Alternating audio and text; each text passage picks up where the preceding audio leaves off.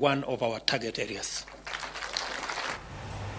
Mago mag thieth nyakora mgajwanga pisas machwalo thieth kindo ganda oyogo nok mar gipacho kama na makelo midhiere konyo e chwalo kony e kedo kod tuoche kaka mar nyaldiema malandore pachoka.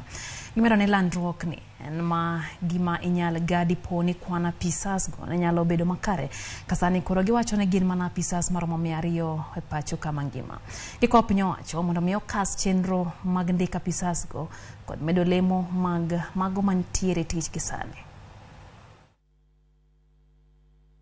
It should be noted that for the last 2 decades, there's no employment of public health officers at both national and very minimal employed at the county level.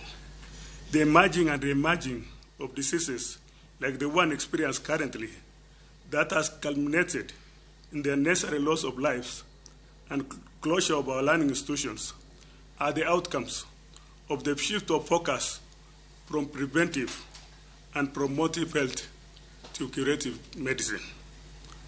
As it is today, as per WHO guidelines, one public health officer serves 10,000 population, while one public health technician serves 5,000 population. This has created a shortfall of about 3,000 public health officers and 5,000 public health technicians in offering right quality of preventive and promotive healthcare service to the Kenyan population